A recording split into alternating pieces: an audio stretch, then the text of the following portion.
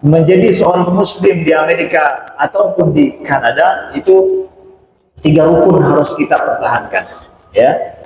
Itu di sana yang akan saya jelaskan satu persatu, ya.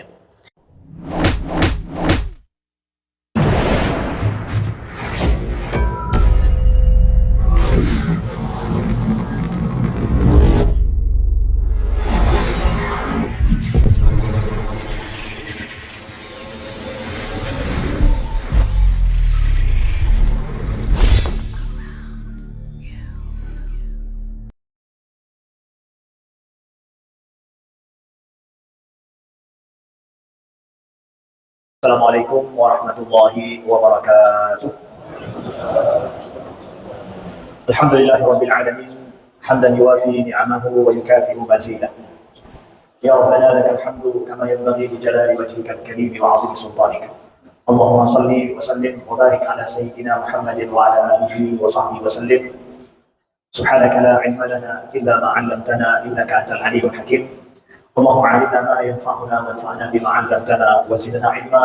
ربنا اننا امنا فاغفر لنا ذنوبنا وقنا عذاب النار.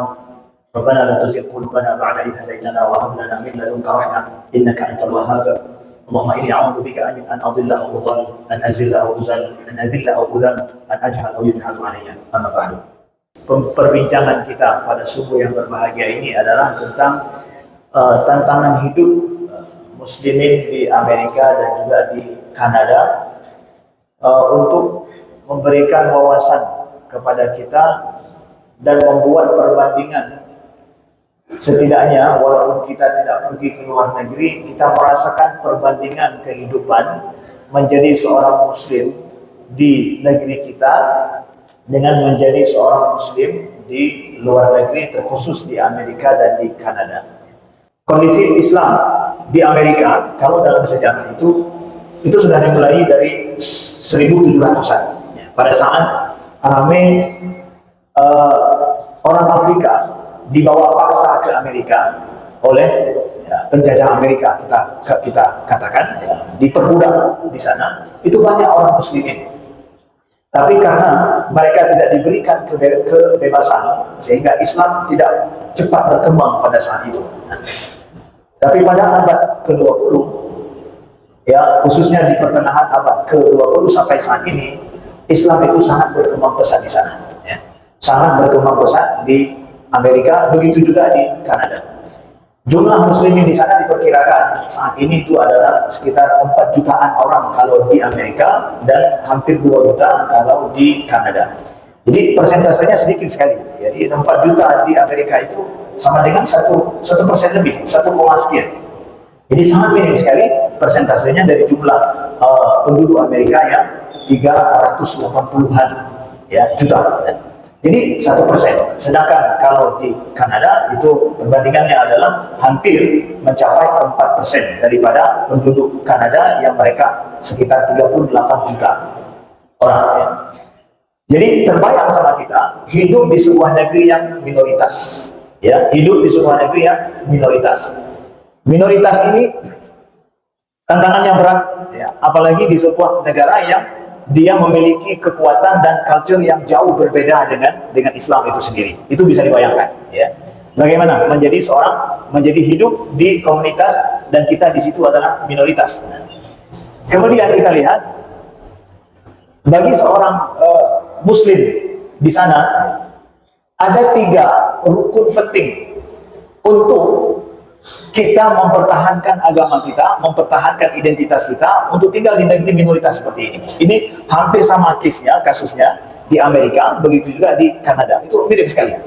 Karena Amerika dengan Kanada itu adik abang, jadi tidak jauh berbeda. Dan pengalaman hidup seorang muslim di sana, di Amerika dan di Kanada hampir mirip sekali memang.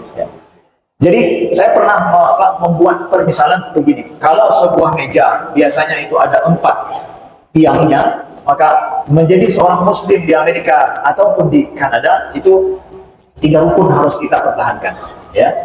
Itu di sana yang akan saya jelaskan satu persatu. Yang pertama adalah kita lihat rukun yang pertama itu keluarga. Rukun pertama adalah keluarga. Dimulai daripada keluarga. Kalaulah misalkan kita pergi ke Amerika, atau ada mungkin di antara anak-anak kita, anak-anak muda yang hadir di sini, mau dong mau, untuk kerja di Amerika, Kanada, ada channel nggak bisa pergi? Banyak yang tanya-tanya kepada kami. Pekerjaan di sana mudah sekali, dan secara finansial itu sangat mudah. Ya, kehidupan di sana mudah, cari uang sangat mudah. Ya, jadi mau hidup seenaknya di sana bisa juga. Kalau saya hanya mengandalkan atau membawa diri saya adalah seorang ya untuk cari kerja, cari uang. Tapi kalau pergi ke Amerika atau Kanada as a Muslim, sebagai seorang Muslim, saya menjaga identitas saya, itu perkara lain yang berat. Tapi pergi ke sana jam capek, is okay, yang mudah. Ya, udah di sini yang capek macamnya mudah.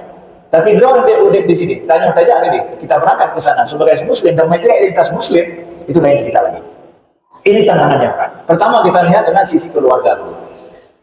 Sisi keluarga, kebanyakan saudara kita di sana pergi adalah memang pertama mereka selaku pekerja yang bekerja di perusahaan-perusahaan besar di Amerika, yang kemudian diminta berpindah ke Amerika. Dan ada juga yang mereka pergi ke sana memang dari awal mencari kerja, atau ada juga yang memang mereka dapat undian. Ini aneh, mungkin sebagian orang baru tahu.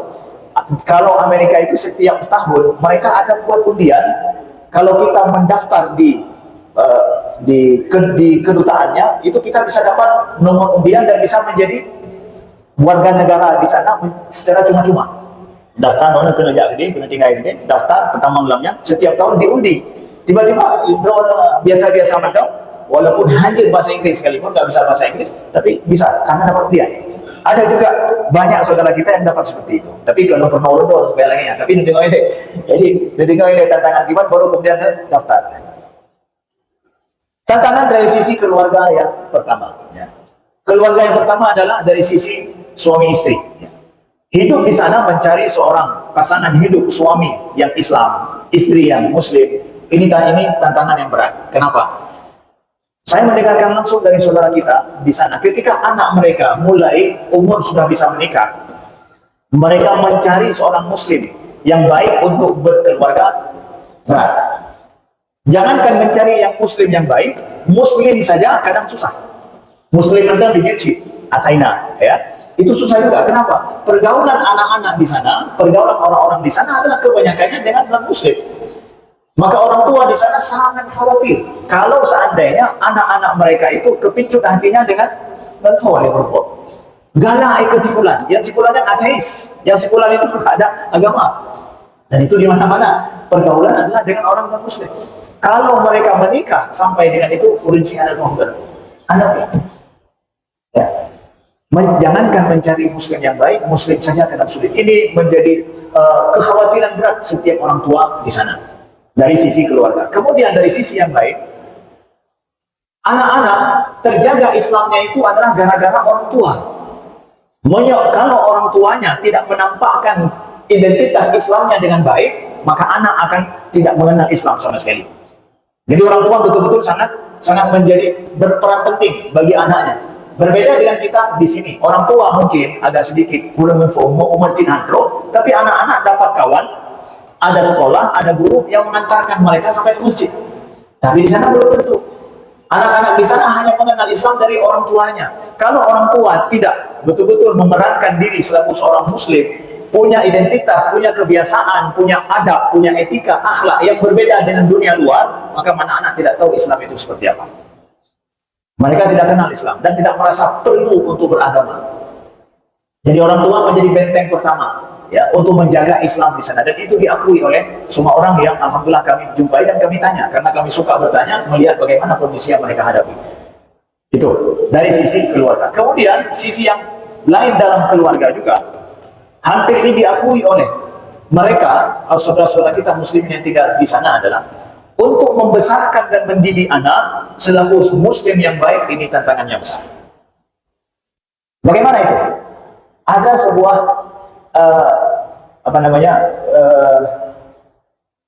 kesepakatan. Yang kesepakatan ini tidak tertulis, tapi itu yang terjadi, bahwa anak-anak yang lahir di Amerika itu adalah anak-anak milik negara. Begitu juga di Kanada, anak-anak milik negara dititipkan oleh negara pada orang tuanya. Pada dasarnya bukan anak kita, tapi anak milik negara dititipkan pada orang tua. Itu disepakati oleh saudara-saudara kita di sana. Si benar, Ustaz. Ya. Gimana maksudnya? Maksudnya apa? Jadi anak begitu lahir dapat diberikan oleh negara semua kebutuhan anak itu. Ya. Bahkan tunjangan khusus. Kalau orang-orang di sana banyak punya anak, itu dapat banyak tunjangan. Jadi menyala anak le rezeki, nyandu itu lebih betul. Lebih itu segala, ya. Sampai-sampai ada yang mereka kalau berani punya banyak anak, berarti itu urinci anak yang kerja tadi, ya. Jadi punya rezeki dari isi baik betul, ya. Bahwa benar banyak anak, banyak rezeki, banyak duitnya. Anak kemudian diberikan sekolah gratis semuanya, free, mudah. Selanjutnya orang tua, karena anak titipan negara, dipahami demikian dan begitu kesepakatannya rasanya, orang tua sama sekali tidak boleh membuat anak tidak nyaman di rumahnya. Apabila anak merasa tidak nyaman di rumah dan dia merasa orang tuanya itu tidak dia suka, anak itu bisa diambil oleh negara, ditaruh di tempat khusus, yang di situ tempat penampungan anak-anak yang dibiayai, dibesarkan oleh negara. Kalau anak kita marahi, kemudian dia lapor kepada polisi, dia tekan saja telepon 911, polisi akan cepat datang. Apalagi kalau di miss call. Miss call mantap, polisi paling cepat datang kalau di miss call. Ya, di miss call cepat datang. Kenapa? Emergency mungkin. Polisi akan cepat datang. Maka anak kalau mengatakan dia dipukul oleh orang tuanya, dia kemudian merasa stres oleh orang tuanya, maka anak ini akan diambil oleh negara dan ditaruh di tempat khusus penampungan anak. Dan di sana anak tidak diajarkan seperti kita jelas. Dia boleh berbuat apa saja sesuka hatinya. Maka orang tua di sana harus mengembangkan pendidikan di mana menjaga hubungan yang sangat selaras dengan anak. Ubik di hanya dipikir yang anak lo macam-macam kah? Hanya yang anak nandro ya, itipik padro dia. Salah-salah hanya pelaku. Hanya mula udah saya. Salah-salah hanya yang pelaku. Walaupun anak lo darah daging lo, tapi negara memberikan hak khusus bagi anak. Anehnya, pengakuan anak yang kecil itu lebih diakui oleh negara, oleh polisi daripada pengakuan orang tua. Menjadi dia polisi rumah, tanya kayak im. Kita yang anak tu itu anak-anaknya betul. Ini pegang itu anak hektik. Jadi nyamperan, saudaraku yang dimuliakan Allah. Pernah kejadian mungkin pernah saya ceritakan. Jadi saya dengar langsung, bagainya punya anak dia di damang angin, menjadi damang angin tengkerok belikut, tak kerok ya, dikerok. Ya. Ini anak masih SD, orang tuanya karena dia masuk angin budaya kita kerok gitu. Kebetulan besoknya dia olahraga di sekolah. Kemudian ganti baju setelah berolahraga. Dilihat sama kawannya, diikut, baru mirah-mirah. Ya. Lalu kawannya ini cerita langsung ke guru olahraga bahwa kalau ikut betul kasus penganiayaan dalam keluarga. Nah, ditelepon, lalu anak ini dilaporkan ke polisi kalau dia ini mendapat penganiayaan dari orang tuanya di dalam keluarga. Polisi datang ke rumah untuk menginterogasi orang tua. Kamu menganiayai anakmu, buktinya ini. Ya. Sampai kemudian, ya, siapa yang melepaskan orang tua? Orang tua hanya bilang, so yang bilang apa? Anak. Betulkah kamu suka dibuat seperti ini? Oh saya suka, senang karena saya masuk angin begitu semua. Ditanya sama kakaknya, abangnya, betul demikian? Betul, bukan penganiayaan? Bukan, baru kemudian lepas, baru dia beliau dalam adanya, berarti mantap jadi ilmu. Ya. Begitu kasusnya, saudara yang dimuliakan Allah. Kemudian itu anak sebelum 18 tahun. Setelah 18 tahun, seorang anak di dalam keluarga di Amerika atau di Kanada, itu secara adat budaya di sana yang mengakar kuat, anak itu nggak boleh tinggal di rumah lagi. 18 tahun, tamat SMA bahasa kita, itu nggak tinggal lagi di rumah. Kalaulah ada anak-anak yang masih tinggal di rumah, dia akan diejek oleh kawannya. Itu secara trennya, anak-anak nggak boleh tinggal lagi di rumah bersama orang tuanya, tapi tinggal di rumah sendiri. Sampai ada saudara kita yang kami jumpai itu menyewa rumah khusus di tempat lain, walaupun dekat-dekat tapi beda jalan, supaya anaknya nanti kalau ada kawan yang tanya, kamu tinggal di mana? Tinggal di jalan ini bersama dengan orang tuamu? Bukan. Nah, yang penting beda jalan, kaji ya. Demi dia tinggal di rumah baik malih. Nah, alhamdulillah banyak saudara kita muslimin yang mereka berhasil mempertahankan anak mereka setelah 18 tahun masih betah tinggal di rumah orang tua. Ini berarti keberhasilan orang tua mendidik anak mereka. Tapi secara tren dan budaya di sana, anak-anak itu nggak tinggal lagi 18 tahun bersama dengan orang tuanya. Bisa nggak kita bayangkan, pada saat anak 18 tahun cik tengah menyembah tanya urun cik ini tengah wahuleh, kayaknya mana? 18 tahun wahuleh kita fikir. Anak ini hidup sendiri tanpa ada yang melihat lagi setelah itu. Bagaimana perkembangan mereka? Orang tuanya nggak bisa mempengaruhi dia, tapi dunia luar ya setiap hari kan mempengaruhi dia. Dunia luarnya bukan dunia luar Aceh, tapi dunia luar Amerika. Bayangkan Tiban, Muyahana berhasil orang tua menanamkan masa dia kecil di rumahnya adat istiadat, etika, agama, iman dengan baik. Maka apa yang terjadi dengan itu? Dan ada cerita yang sangat pilu yang kami dapatkan, ya. Tapugah, tapi bayangannya luar biasa, ya. Tapi nggak saya ceritakan lah, karena hanya cocok cerita di dalam masjid, ya. Begitu pilunya, ya. Kami dapatkan di depan mata kami sendiri. Itu anak orang Muslim, dan saya tahu bahwa dia tidak berhasil mendidik anaknya. Jadi Amerika habis, ya, dalam pergaulan. Dari sisi anak, maka orang tua di sana harus betul-betul mampu untuk mengajarkan anaknya dengan gaya Amerika yang menghargai anak, yang tidak boleh memarahi anak, membentak-bentak anak, memberikan dia kebebasan dalam berpikir, tetapi Islamnya harus masuk. Karena anak-anak di sana diajarkan oleh sekolahnya untuk bagaimana mereka itu punya pikiran sendiri, mereka itu tidak ada yang mengintimidasi dia, tidak ada yang mengkritik dia, tapi dia punya kebebasan dalam berpikir, dan orang harus menyanjung dia. Jadi dia personalitasnya dia hana menci sama lagi kok, bahkan beda hana menci sama dengan kok. Di sinilah ditanam nilai-nilai sekularitas, nilai-nilai yang jauh daripada agama, mulai dari sekolah. Maka kita memasukkan nilai-nilai akhlak, iman juga kepada anak. Orang tua harus cerdas, harus sesuai dengan gaya Amerika itu sendiri dan juga gaya Kanada itu sendiri, supaya anak tumbuh dan merasa itu identitas dia, dan Islam itu adalah merupakan iman dan identitas yang harus dia pertahankan di dalam hidup. Dari sisi keluarga benteng awal daripada iman dan akhlak anak-anak seorang muslim, kalau orang tua ingin menjaga identitasnya.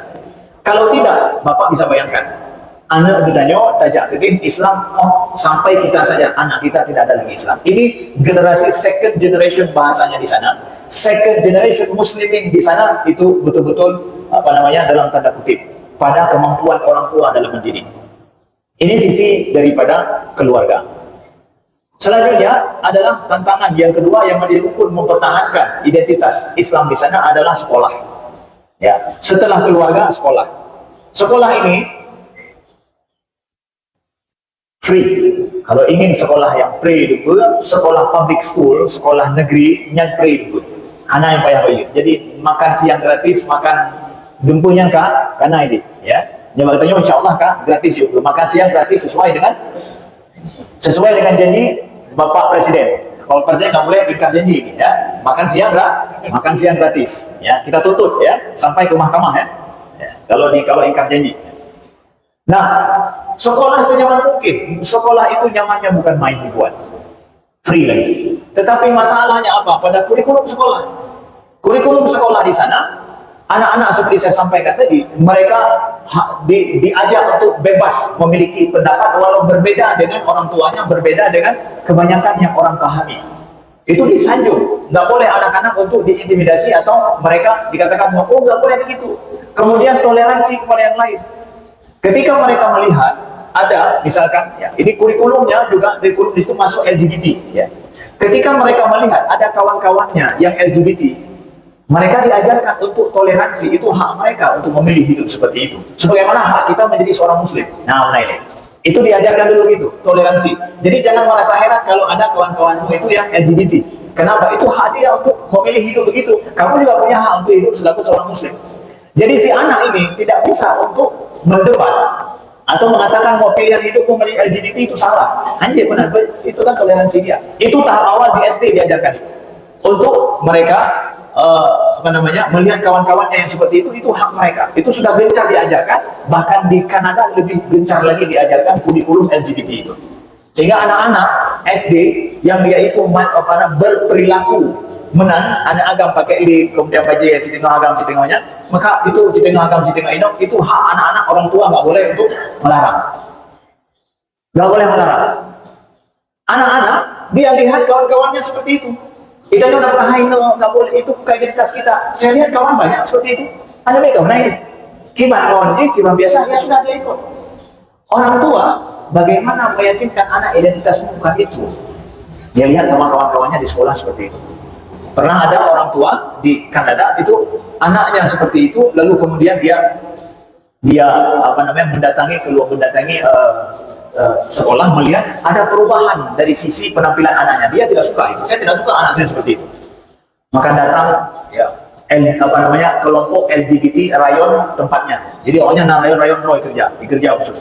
Yang mendatangi orang tua untuk meyakinkan orang tua itu hak anak untuk memilih awal LGBT khusus. Jadi kampanye LGBT melalui sekolah sangat gencar sekali, saudara yang dimuliakan Allah. Ya, itu sekolah free. Lalu dengan demikian, makan bahaya kan bagi anak kita yang seorang Muslim? Oke. Akhirnya orang tua berpikir dan Muslimin di sana membuat kreasi lain apa? Solusi untuk anak-anak punya sekolah Islam sendiri. Nah, sekolah Islam di sana adalah merupakan kapal penyelamat dari gelombang dahsyat yang besar ini. Jadi berbagai kapal yang dibuat. Ya, di sekolah Islam itu kapalnya Nabi Nuh. Ya. Apakah setiap kota ada sekolah Islam? Tidak. Tidak setiap kota ada sekolah Islam. Nah, ini permasalahannya. Sedangkan orang tua bekerja sesuai dengan penetapan PD perusahaan. Untuk ijazah ini. Nah, ada kadang-kadang yang dia bisa memilih untuk pindah kota demi anaknya. Ini ada. Saya sangat apresiasi orang tua di Amerika yang menjaga anaknya pindah kerja dari tempat yang kota yang enak ke kota yang tidak enak. Ini kota anak enak. Kota ini orang sana sangat memperhatikan wadah yang lebih itu diperhatikan sekali. Jadi tinggal di sini, kenapa lebih kotanya? Ya. Mereka siap pindah ke kota yang dingin sekali, lebih karena di sana ada sekolah Islam. Ya, demi menjaga anaknya.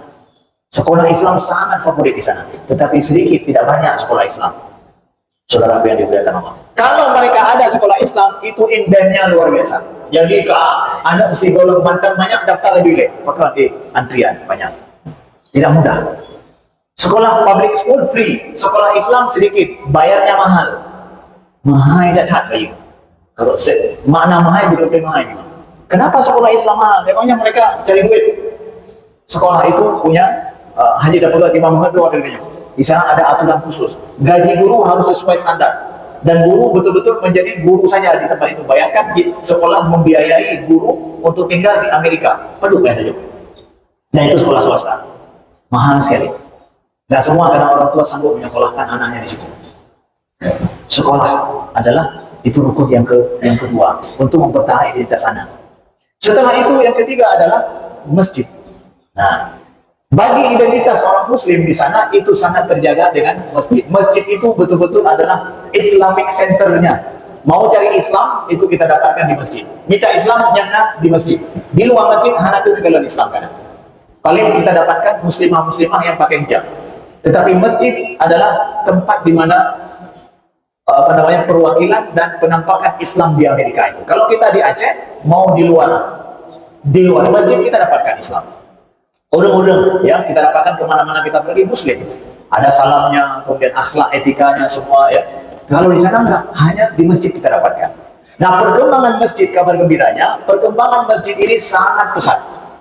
Saya dapatkan informasi dari salah seorang daripada saudara kita di Seattle ketika saya tinggal di sana. Itu pada saat beliau pindah ke Seattle, kota Seattle tahun 80-an, itu masjid cuma 6 masjid satu kota Seattle itu. Tapi sekarang sudah ada 100 masjid di kota Seattle. Dari tahun 80-an hanya 6 masjid, ini 10 masjid. Nah, masjid itu dikembangkan seperti apa? Masjid itu dikembangkan setiap komunitas, ya komunitas-komunitas. Misalkan Muslim dari Indonesia, Muslim dari Arab, dari Libanon, Muslim dari Timur Tengah secara umum, kemudian ada orang India, orang Pakistan. Mereka buat komunitas, lalu komunitas ini buat masjid. Nah, begitu caranya mereka membangun masjid di sana, komunitas masing-masing. Nah, saudara kita Muslim dari Indonesia di Amerika itu sudah hampir sekitar 5 masjid lebih mereka sudah membangun. Pertama adalah yang kami kunjungi pada tahun ini itu masjid di kota Seattle, di daerah Everett itu ada masjid IMCA mereka buat. Itu adalah masjid gagasan daripada insinyur-insinyur Indonesia yang bekerja di Boeing. Ramai saudara kita di Seattle yang mereka bekerja di Boeing, mereka buat masjid khusus sebagai bentuk daripada sumbangsi dakwah mereka. Ya, Alhamdulillah ramai kami jumpai insinyur-insinyur dari Indonesia yang merupakan didikan Habibie yang khusus dulu Habibie sekolahkan. Mereka cerdas-cerdas, pintar-pintar, disekolahkan, tapi kemudian tahu apa yang terjadi di negeri kita. Jadi akhirnya mereka bekerja di sana karena negara tidak mampu untuk memanfaatkan kecerdasan yang mereka miliki setelah disekolahkan jauh-jauh dan tinggi-tinggi oleh Habibie. Lalu kemudian ada masjid di Los Angeles namanya Masjid At-Tahir, kota Los Angeles. Ini masjid besar, gereja lama dibeli oleh saudara kita muslimin, ya, dijadikan sebagai masjid, dan kami tinggal di sana hampir 1 pekan, ya, di Masjid At-Tahir ini. Kemudian ada lagi masjid, tahun lalu kami pergi ke Masjid Istiqlal di kota Houston, Texas, ya. Itu masjid dibangun oleh saudara kita muslim, gereja juga dibeli, luasnya besar. Kemudian ada lagi Masjid Imam Center di Maryland, ya, di kota Maryland, itu Masjid Imam Center. Ini juga gereja yang dibangun dan dibeli oleh SBY pada masa pemerintahan SBY, dibeli dan diresmikan pada masa beliau. Masjidnya besar dan ini menjadi Islamic Center di Maryland. Itu sangat favorit, masjid ini besar, ya. Kemudian ada juga Masjid Al-Hikmah. Tahun lalu kami pergi di New York, ya, Masjid Al-Hikmah. Dan tahun ini ada masjid baru di kota Atlanta yang dibangun dan dibuat oleh muslimin Indonesia. Nah, di Atlanta. Itu adalah bentuk usaha saudara kita muslim untuk membangun masjid, untuk menjaga komunitas Islam. Nah, Ustaz, apakah orang pergi ke masjid itu? Lo renjak masjid man. Setelah dibangun masjid, ada ramai yang datang. Gimana kahek itu pegang, nak ramai yang tu. Kenyataan yang kita dapatkan di lapangan, semakin bertambah masjid, asai dan yojak, masjid itu penuh. Kenyataannya adalah kebutuhan masjid, jumlah muslimin di suatu kota dengan jumlah masjid tidak berbanding. Lebih banyak muslimnya dari masjid yang ada, walaupun masjid bertumbuh terus. Ini kabar gembira yang luar biasa. Di Kanada kah? Begitu juga di Amerika. Jadi kalau kita pergi, bisa kita search langsung masjid near me. Jadi masjid dekat dengan saya, langsung kita dapatkan beberapa pilihan masjid. Walaupun nanti masjid tak segede masjid Bagdanya Wazina lagi ulai kering, alhamdulillah, ya. Alhamdulillah kalau lagi semua penuh loh, ini tidak pegah, ya. Hana boleh ada, ya. Penuh loh, raya masjid penuh loh, alhamdulillah. Near me kita dapatkan. Walaupun mungkin kita pergi 15 menit, 10 menit, 10 menit, 15 menit, 20 menit. Tapi nemita masjid nah, macam saja. Nah, walaupun kadang dibangun oleh komunitas dari Bangladesh, komunitas dari Pakistan, kita dapatkan masjid itu. Sampai-sampai kita akan lihat Jumat. Ya. Jumat itu ada sampai 3 kali Jumat dalam satu masjid. Kadang-kadang di sebagian kota, enggak semua kota masjid-masjidnya buat Jumat sampai 3 kali. Tapi ada masjid yang sampai 3 kali dan 2 kali buat Jumat. Kalau 2 kali itu sering. Kalau 3 kali adalah apa? Jumat 3 kali, sekali sebelum azan zuhur sudah sholat Jumat.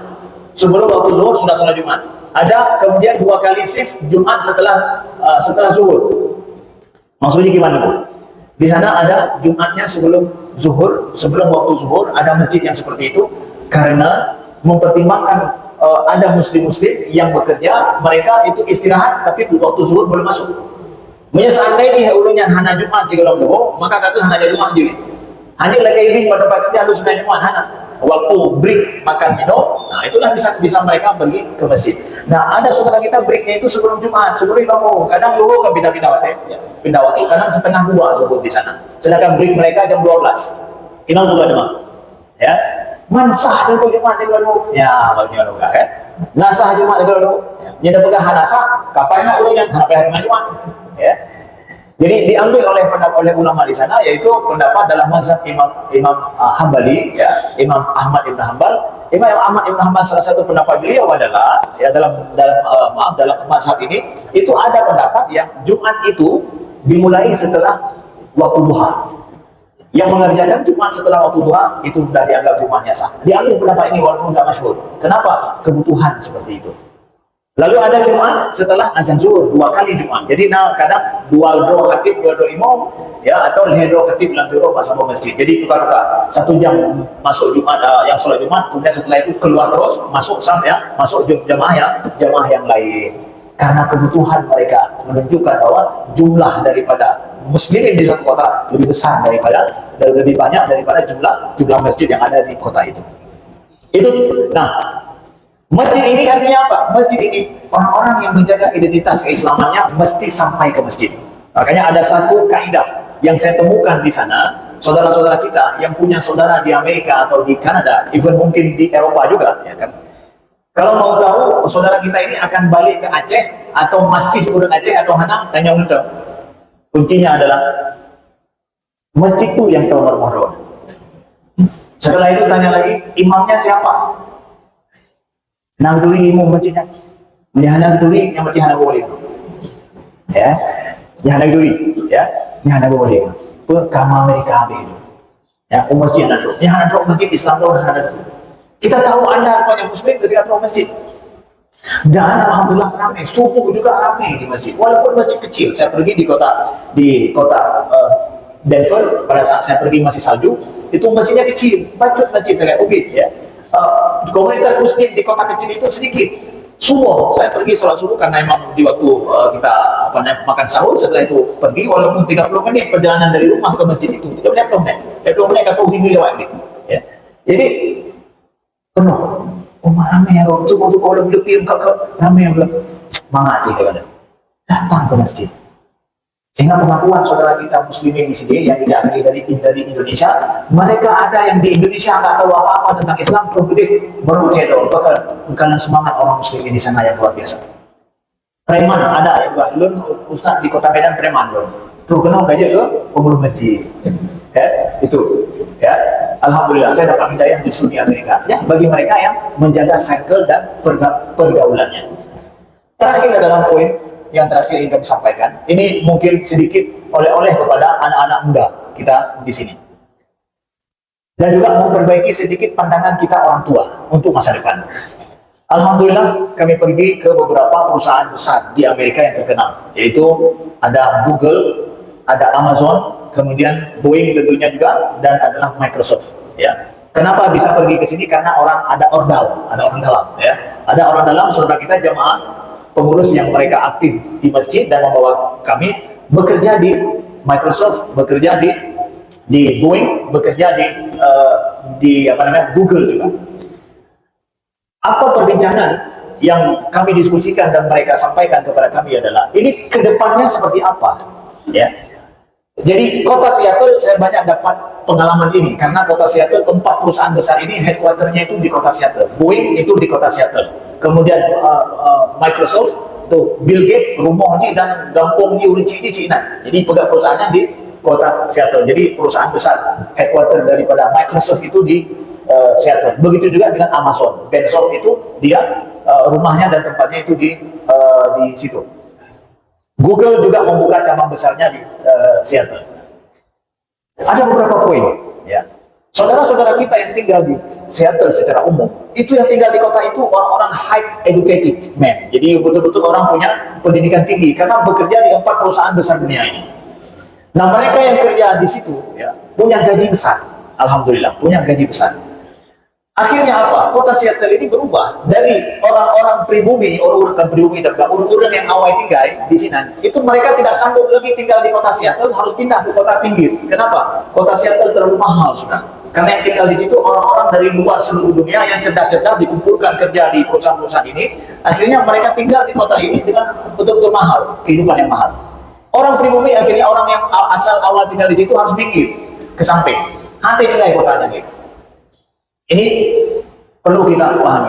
Kalau nanti ada perusahaan besar akan dibuka di Aceh misalkan di tempat kita, jangan pikir kita akan dapat rumah dengan ekonomi tinggal. Ekonomi tinggal ya cara orang kita yang abang-abangnya biar pindah. Itu kejadian di Amerika itu sendiri, perusahaan Amerika bahkan di kota itu sendiri. Jadi mereka pikir bahwa ketika itu buka hanya menduk, itu ada hana persiapan, anda tidak hana kaburno, anda tidak jadi buka kaku boleh itu, tapi mereka nggak sanggup tinggal lagi di sini. Kenapa? Sudah perusahaan besar sudah sampai di situ dan mereka akan mengimport orang-orang cerdas tinggal di situ. Yang cerdas yang bekerja dapat duit ya, yang itu tidak, maka harus dipinggirkan. Itu kejadian di kota Seattle itu sendiri. Yang lebih celiurnya, ya, lebih celiurnya. Satu, yang kedua. Kami dikasih tahu bahwa Ustaz, itu yang kerja di Google, dia memimpin sebuah bagian khusus ya di Google Play Store. Play Store itu dia yang pimpin, tapi urun dari Indonesia. Play Store yang download di drone-nya, yang ganyang yang bertanggung jawab. Kata beliau apa? Ustaz, sehebat-hebat dan secerdas-cerdas orang saat ini dan bekerja di tempat yang empuk seperti ini, bahasa ini sangat membanggakan lah kerja di Google dapat ini. Saya sendiri nggak terjamin tahun depan masih kerja di sini. I don't kaya lagi, nggak terjamin Ustaz. Kenapa? Sekarang dunia berbeda jauh. Kalau seseorang masih sanggup untuk bermanfaat dan dia punya skill kreasi bagus di tempat kerjanya, dia akan terus bekerja. Tapi kalau dia sudah mulai menurun rate-nya, hanya mampu terong lagi awal ini, dipinang dia. Perlu lain yang lebih muda. Walaupun dia muda, tapi dia skillnya bagus. Bukan ijazah lagi, ya, tapi adalah kemampuan. Udah bekerja di perusahaan dengan amanah, dengan pekerjaan yang bagus seperti itu, nggak terjamin tahun depan masih di situ. Dunia sudah berubah. Anali. Maka di Google, saya masuk ke Google, saya dapatkan bahwa anak-anak muda yang baru lulus itu ramai kerja di Google. Saya tanya, why? Kenapa? Karena saudara kita ini yang dari Indonesia ini umurnya 45 tahun. Macam sangat muda. Anak umur hampir. Maaf cakap ya. Dia kedua-dua anak muda-muda dulu. Saya tanya, kenapa ini? Yang kerja sih anak-anak yang baru lulus. Kenapa? Anak-anak yang baru lulus itu mereka punya pikiran yang dahsyat katanya. Punya ide-ide yang tak biasa. Di Google ini setiap hari kami menyelesaikan masalah yang rumit setiap hari. Karena kan berkompetisi di sini. Rumit setiap hari kami selesaikan. Kalau kami nggak mau memberikan sebuah ide yang bagus, kami akan terpinggirkan. Ya, ya. Jadi kerja menang, maka budaya kerja ini akan sampai ke tempat kita. Kemudian yang ketiga adalah yang bekerja di Microsoft, di Google, begitu juga di di Amazon, kebanyakannya bukan orang Amerika. Aneh aja dulu, India dan Cina. India dan Cina. Kenapa banyak India dan Cina? Untuk computer science itu hanya iman dewannya. Jarang-jarang anak Cina, jarang-jarang anak India. Bahkan yang jadi CEO Microsoft orangnya kenal Amerika. Bill Gates digantikan oleh kenal Amerika. BWK bawah Amerika awal India. Inam belum dari India. Apa artinya? Ketika bicara masalah ilmu pengetahuan dan perusahaan itu bergantung pada ilmu pengetahuan, itu bahasa mereka nothing to do with nation. Yang hanya masalah ahli fikir adalah kaum lu, keluarga lu, nyolot, hanya lihat katanya. Siapa yang sanggup dan pintar? Udah, mereka diimpor kerja situ. Jadi kecerdasan dan kepintaran itu yang menentukan pekerjaan bukan. Hanya lihat masalah yang lain. Oh, kaum ahli kaum atau lu hanya lihat menyebab masalah kerja yang lainnya. Apalagi perusahaan ini berkompetisi satu sama lain. Ya. Itu disampaikan kepada kami. Yang keempat adalah sekarang sudah masuk Ustaz. Saya tanya di kawan-kawan yang kerja di Microsoft. Ini Microsoft itu pupuk turun pun berlaku akan terjadi kudunya angkanya. Kan bawahnya hanya masalah. Pudul yang banyak macam-macam. Tanya gimana sih? Ini apa ke depannya? Di Google, Microsoft disampaikan bahwa Ustaz, ke depan ini adalah dunia AI. Dunia AI, Artificial Intelligence, kecerdasan buatan. Kecerdasan buatan ini itu mengerikan, Ustaz. Saya dikasih tahu bahwa itu yang kita saja yang buat AI ini merasa heran, punya kemampuan di luar daripada yang kita tahu. AI itu ya bisa menjawab pertanyaan yang kita ini kadang harus dipikir dijawab ini. Ya, AI itu kecerdasan buatannya. Dan punya kemampuan yang dulu itu kita mendapat orang baru bisa seperti itu puluhan tahun baru bisa seperti itu. Hari ini itu dikerjakan dalam 5 menit. Contoh dia kasih tahu kepada saya apa? Untuk buat sebuah program itu kan rumusan program itu rumit. Bahkan katanya kami 1 bulan berhasil untuk membuat program ini, Ustaz. Ya, saya lupa programnya. Dia kasih ya, karena saya nggak paham tentang computer science, jadi kasih nih programnya seperti ini, Ustaz. Ini rumusannya. Kalau ini rumusan programnya. Sekarang saya suruh sama AI, dia buat program ini. Kami buat 1 bulan dulunya. Itu kalau AI, ikuti program itu kalau AI. Dalam 1 detik, 1 menit selesai buat programnya. Bisa usah bayangkan, kalau dulu kami begitu capek kerja, hari AI dalam 1 menit selesai mengerjakan. Mau buat film juga, film dulu di syuting filmnya di depan, buka AI, dia bisa buat film sesuka hati kita. Drone aja depan, lu pemain film, dia coba foto drone atau apa, lu pemain film. Pemain film sosok kena drone, lu pegang lagi. Lu ingin dengan Jackie Chan main film, banyak. Lu boleh yang urut galak drone. Lu akan main film filem laga, filem main kungfu dengan Jackie Chan, boleh tu. Ya, pegawai dengan AI akan membuat filem bedanya. Langsung dia hinan. AI melakukan itu semua. Maka akan banyak pekerjaan ke depan kalau enggak mengandalkan AI, sudah kita akan winning dulu. Maka pesannya, pendidikan anak-anak kita ke depan itu harus dirombak total. Bahasanya apa? Dari sisi melihat ke perkembangan dunia ke depan. Ya, itu program besar di Google, program besar di Microsoft. Jadi hanya dari AI ni binatangnya orang hati ni. Payah pada dulu. Ya, salah satu AI sekarang yang terbaru bulan yang lalu baru di launching itu AI 4.0. 4.0. AI 4.0 itu bisa bicara seperti manusia persis. Notanya yang galak akan dipegah langsung dijauh lagi muhadrat. AI ini. Jadi Nayu bacakan syair, Nayu bacakan tu yang drone mahat, you cerita malam duputnya dilakukan oleh AI. Maka tantangannya ke depan adalah seseorang yang ingin dia bukunya agama ya, orang kan di sana ingin tahu fatwanya apa, AI menjawab itu semua. Jadi orang nanti akan berpegang, saya mau dengar ceramah Ustaz Amri bicara tentang masalah ini. Ya, harap dengar ceramah lagi. Pecik AI akan buat ceramah tentang Ustaz Amri, musuh lagi Ustaz Amri, sudah apa tentang masalahnya AI yang juga. Jadi dia hana boleh bapak Ustaz lain, hana boleh ni. Maka dia yang mohon Ustaz Fakhruddin, saya mau dengar ceramah beliau tentang masalah padahal yang hantar udah apa masalahnya, tapi dia bukan baginya, itu dah AI. Maka tantangan dia ukur ibadahnya, betul. Ya, ulama-ulama ini akan bertanya bukan pada ulama, bagah pada AI, bagah duga naik. Itu yang mohon dia nak.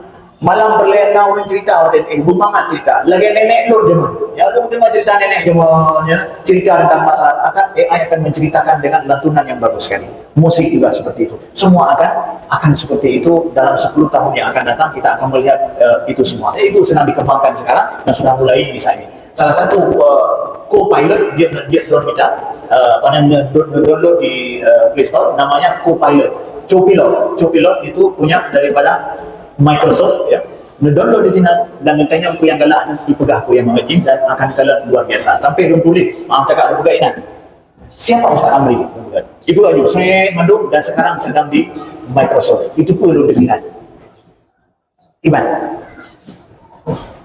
ya Allah rampung hidupku. Kemudian saat ini sedang berkunjung di Microsoft. Itu tuh hanya itu sampai itu dunia AI ya. Sekian, terima kasih, mudah-mudahan menjadi pelajaran bagi kita semua. Kita mempersiapkan diri kita dan bersyukurlah untuk kita berada di sini. Aku qouli hadza wa astaghfirullah li wa lakum. Subhanakallahumma wa bihamdika, asyhadu an la ilaha illa anta, astaghfiruka wa atubu ilaika. Wassalamualaikum warahmatullahi wabarakatuh.